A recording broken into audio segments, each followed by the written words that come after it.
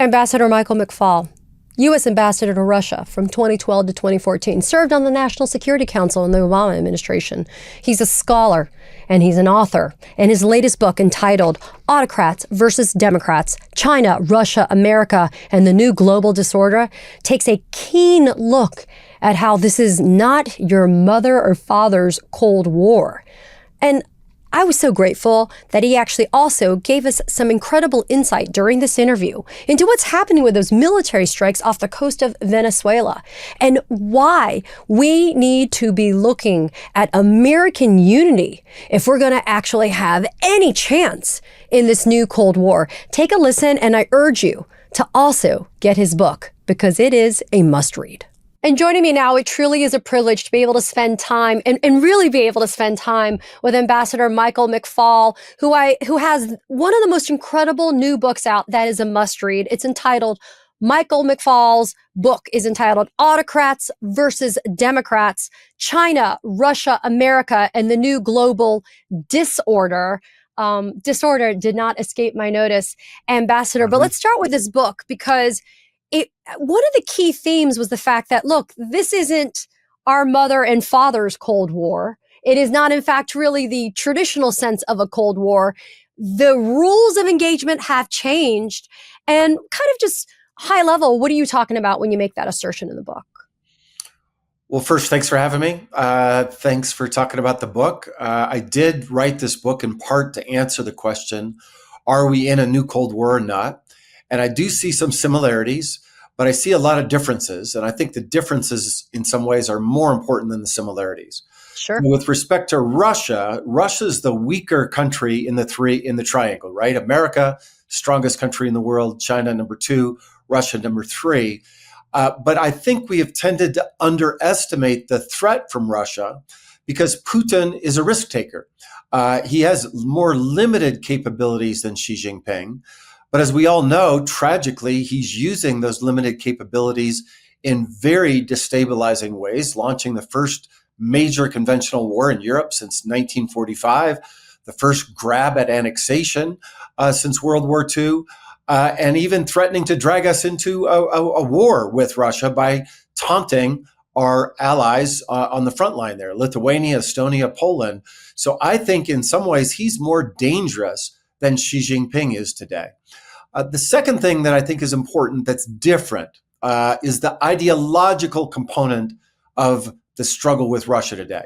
You know, the Cold War was red team versus blue team, right? There was the communist countries and the free countries. You remember all those maps. It was a battle between states. What's going on now is an ideological struggle within states. And Putin is propagating a kind of illiberal populist nationalism. It's anti-democratic. I think it's anti-Western. It's anti-liberal. But he has allies. He has allies within Hungary, within Italy, within France, and within the United States of America. And that's different than the Cold War with respect to Russia. With China, it's different in a couple of different ways. One, two superpowers, that's just like the Cold War. Ideological struggle, that's like the Cold War. Going to last for a long time, I predict. That's like the Cold War. But there are 3 big differences. One, our economies are intertwined, so that demands a new strategy. 2, it's an ideological struggle, but I don't think it's as existential a threat as the Soviet threat used to be.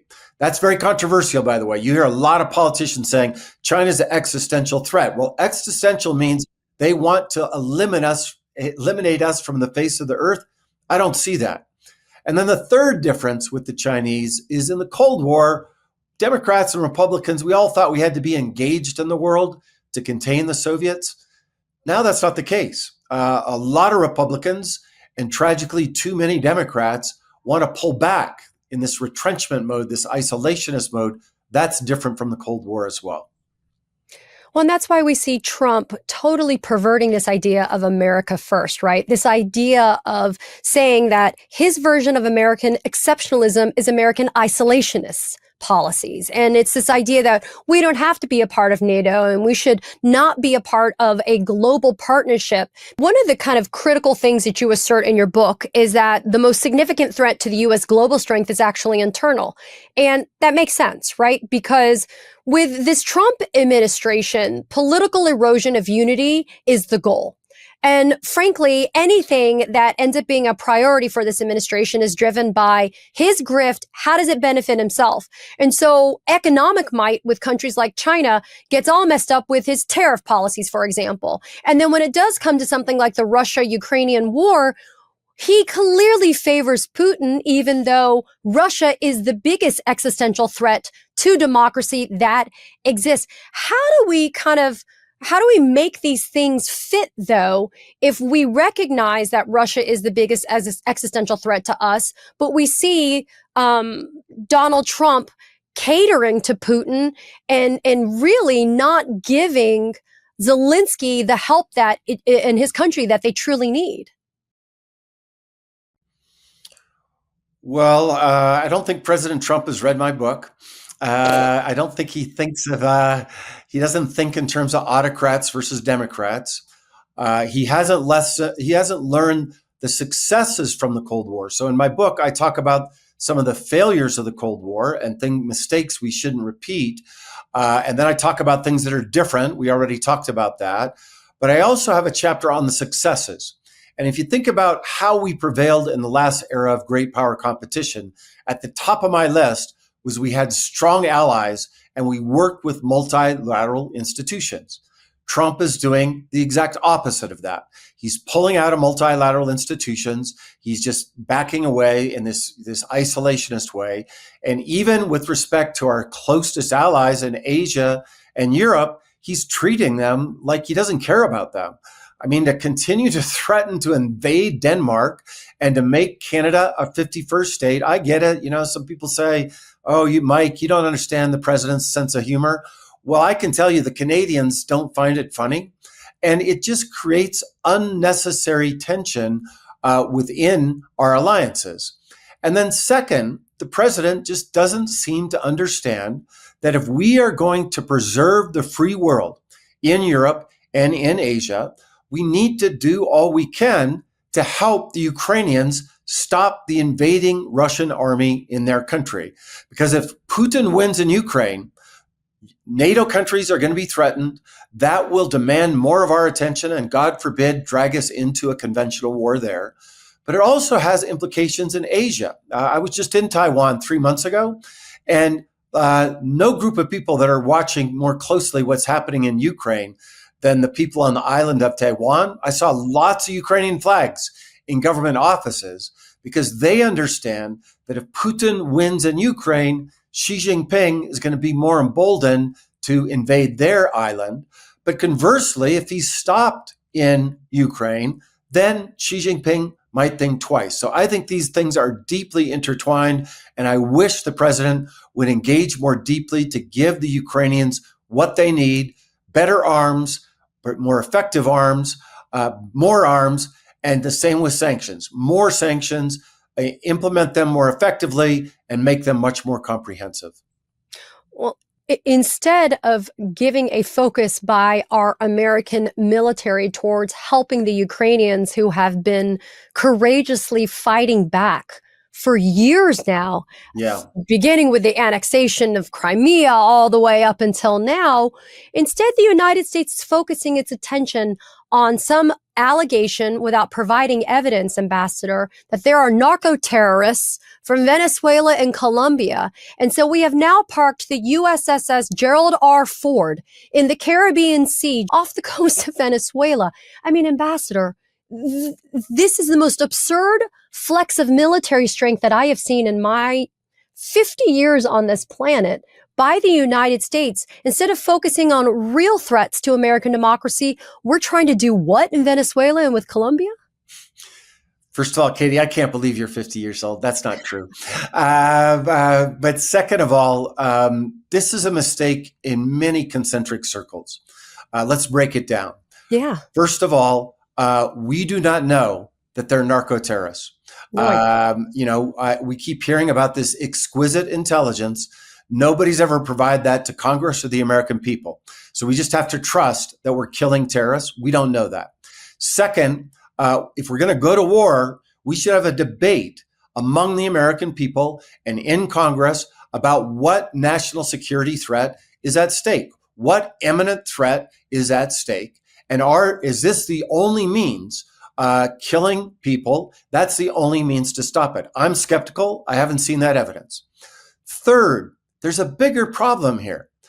When we do this in this unilateral way and move all of this military might to attack these boats, we're alienating almost the entire rest of the world.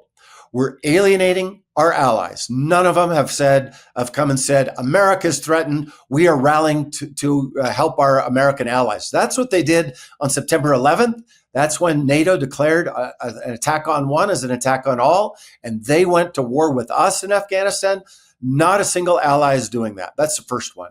Second, in the region, this is just, you listen to what democratically elected leaders in the region. I'm not just talking about the Cuban dictatorship. I'm talking about the whole region. This reeks of an earlier era of American imperialism in the region. And we are going to alienate those countries. And that, to me, is going to turn them over to Chinese influence. The Chinese have been working in Central America and Latin America for a long time. They have cultivated a lot of relationships there by providing economic assistance and building things, and we're not in that game. Another big mistake of the Trump administration. He just shut down USAID. I can tell you the Chinese are not shutting down their economic assistance programs, but by doing this in such a unilateral way, and just declaring, because we're powerful, we can do it. Well, yes, we can blow up these ships in the Caribbean, but it weakens our reputation in the region and around the world. And in my view, it just does not serve America's national interest. And the last thing I want to say about this, because I have lots of friends from Venezuela, human rights activists, democratic activists, many of them living in exile. Maduro did not win the election. He stole that election. Gonzalez should be the president of Venezuela. I believe that 100%. And the free world, the democratic world, should be doing all we can to put pressure so that the people that the president that the Venezuelans elected should become president. But going to war, I'm just highly skeptical that President Trump cares about democracy in Venezuela. He's never said anything about promoting democracy anywhere. So this idea that somehow he really cares about human rights and democracy in Venezuela, I'm skeptical of. And then finally, I would just note in my book, I write about this. When we use military force allegedly to promote democracy, we're 4 for 17. 4 times it's worked, but the rest of the times it hasn't worked. It's not a great instrument for promoting democracy. And so for all of those reasons, I just wish we would have a bigger debate about what's going on here, because we should not just let the executive branch declare war, claim that people are narco-terrorists, and then assassinate them without any due process to figure out who they actually are. This is what I call the impotence of Congress right now. Their failure to appreciate that they are one of the 3 legs on the 3-legged stool, and that they actually have the right and the ability to assert themselves to be able to get the information on behalf of their constituents and Americans to make sure we aren't stormtrooping our way into a land war with Venezuelans and others in South America. The other thing you mentioned, and I think it's so important, that also has escaped a lot of people's attention, because they really do the flood the zone strategy of bullshit all the time, is the USAID failure. Yes. The failure of the United States to appreciate the impact of our soft power, to be able to give help to countries. You aptly noted, China is not asleep at the wheel on that. China also is asserting its presence in places like Africa, where there is constantly volatility in terms of what is happening in that continent. And so talk a little bit more about how programs like USAID, putting aside how they really do provide essential and critical aid and help, how just the United States is diminishing its power as a democratic country as it's viewed globally when we don't do that type of soft power flex? Yeah, it's a great question, a complex question, and I wrestle with the details in the book. But let me start by reminding everybody that USAID was founded by President Kennedy in 1961 at the height of the Cold War.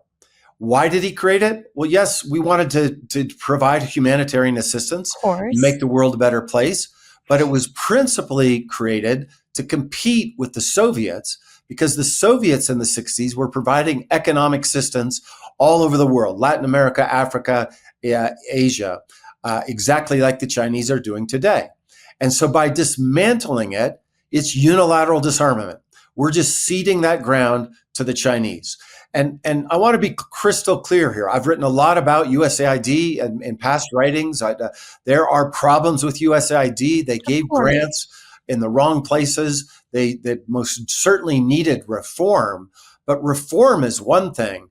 Just blowing it up and walking away is another. And there's also this mythology that it's this billions and billions and billions of dollars. It's not. It's just a fraction of what we spend on our military assistance to provide this soft power influence around the world.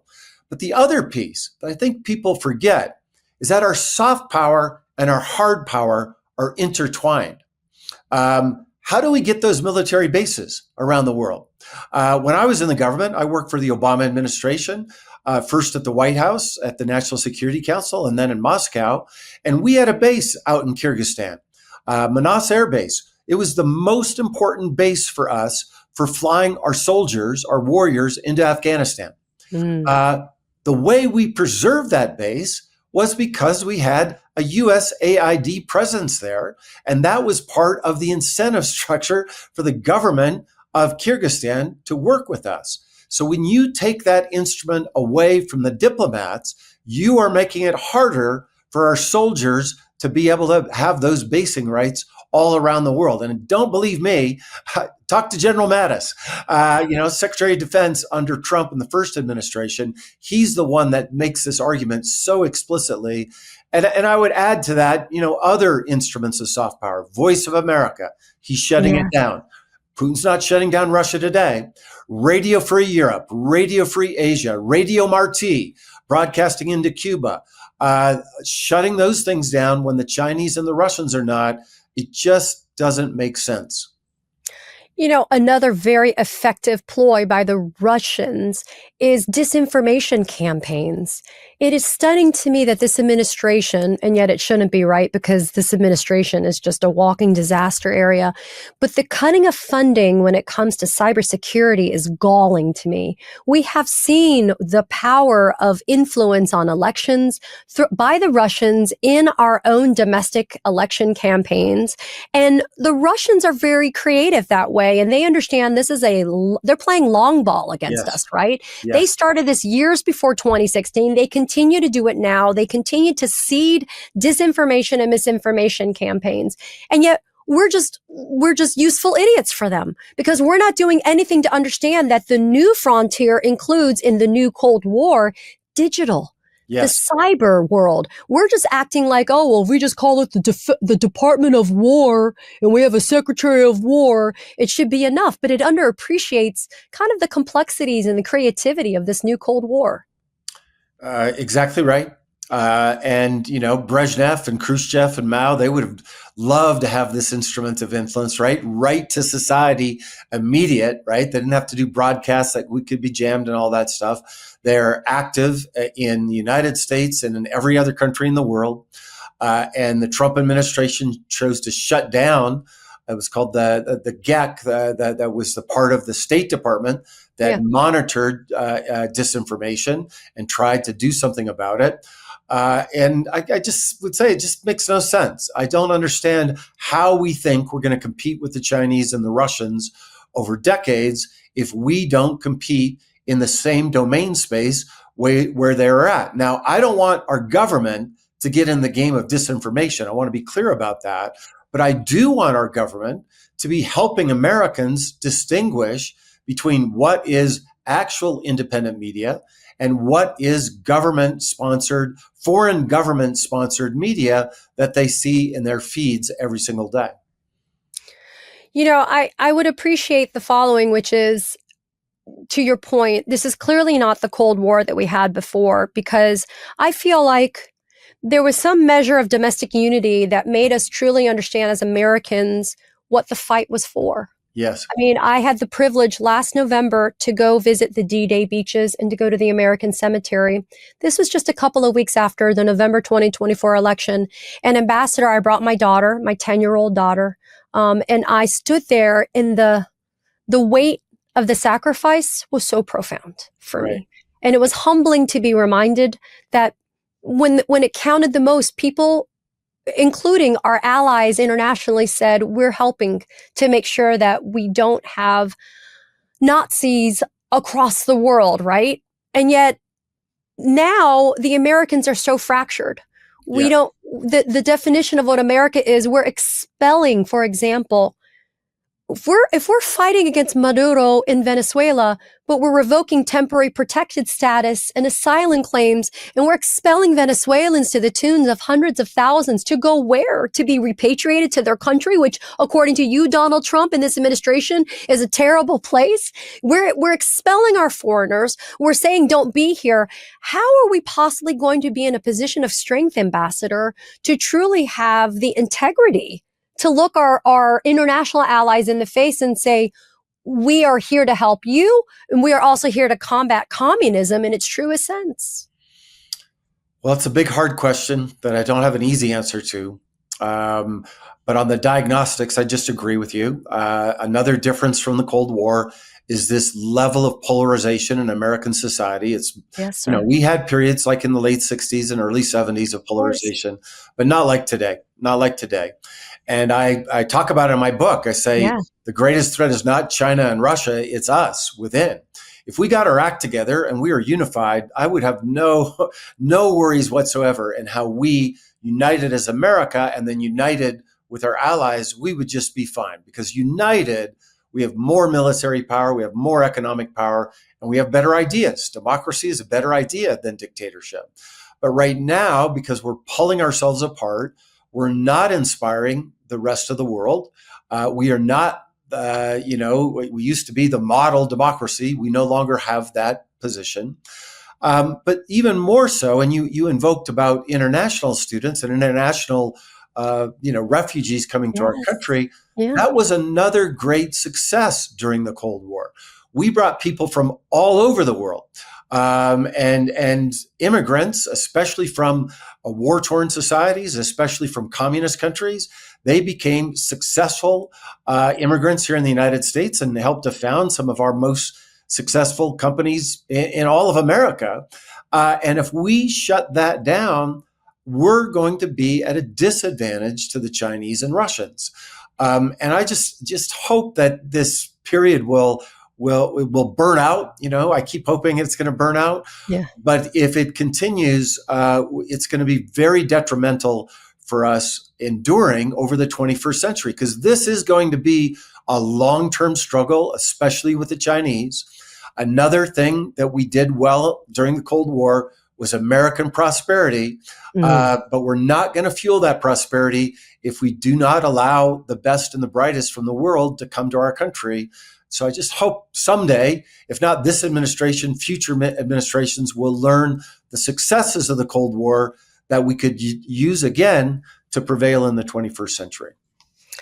Well, I know a fix and an immediate remedy would be for them to read your book, because it answers all of those questions and then some. Ambassador McFaul, thank you so much for coming here to talk about it. You are welcome to come back at any time. I am personally disappointed that the Ukrainian push to defend democracy doesn't get as much coverage as it merits. I feel like it's been backburnered, but I'm grateful for you to always be a voice for the Ukrainians and for democracy at large. Your work is essential for our democracy. So I am so appreciative for you to take the time to hang out with me and with all of my viewers. Thank you so much. Well, that's very kind words. Thanks for having me. Let's do it again sometime soon.